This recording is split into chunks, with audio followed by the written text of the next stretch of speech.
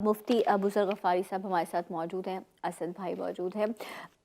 مفتی صاحب، جیسے ابھی ہم بات کر رہے تھے کہ ذہنی انتشار ہے، پریشانی میں لوگ مبتلا رہتے ہیں، وہیں پر بہت ساری خواہشیں ہوتی ہیں، بہت ساری انسان تمنائیں کرتا ہے، جس میں یہ ہے کہ یہ تو ہر انسان کا حق ہے کہ وہ اگر محنت کرتا ہے تو اس کو ایک اچھا روزگار ملے، وہ اپنے بچوں کے لیے، اپنی فیملی کے لیے گھر سے باہر نکل رہا ہے، محنت کر رہا ہے، تو وہ حق حلال کی ایک اچھی کمائی جس سے اس کی بھی زندگی میں بہتری آئے، گھر والوں کے لیے بھی آئے۔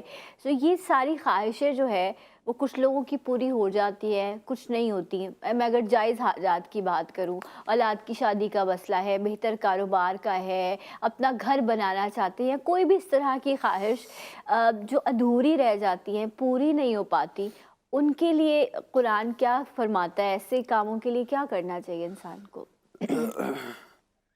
اس حوالے سے ہر ادھوری مراد پوری کرنے کے لیے، ہر اٹکا ہوا مسئلہ حل کرنے کے لیے بالکل بعینی یہی الفاظ ہیں۔ مشکات شریف کی حدیث میں آیا ہے، اچھا، حضور اقدس صلی اللہ علیہ وسلم نے فرمایا کہ حسبنا اللہ ونعم الوکیل، نعم المولا ونعم النصیر۔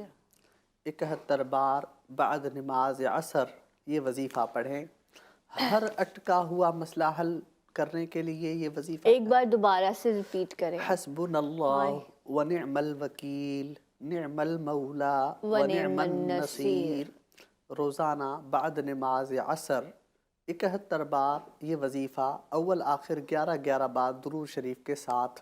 عصر کی نماز کے بعد 71 ٹائمز یہ پڑھنا ہے، اول آخر درود شریف 11 مرتبہ۔ یہ روٹین بنا کے اس کو کی پڑھنا ہے۔ روٹین بنائیں اور انشاءاللہ 41 دن تک یہ پڑھیں، اسی بیچ میں مسئلہ حل ہو جائے گا۔ انشاءاللہ شادی کا مسئلہ ہے، اولاد کا مسئلہ ہے، گھر کا مسئلہ ہے، کاروبار کا مسئلہ ہے، روزگار کا مسئلہ ہے، جو بھی مسئلہ ہے، قرضہ ہے، اس کے لیے بھی پڑھ سکتے ہیں۔ ماشاءاللہ۔ تو یہ آپ اللہ کو تعالیٰ غیب سے اسباب بنائے۔ بے شک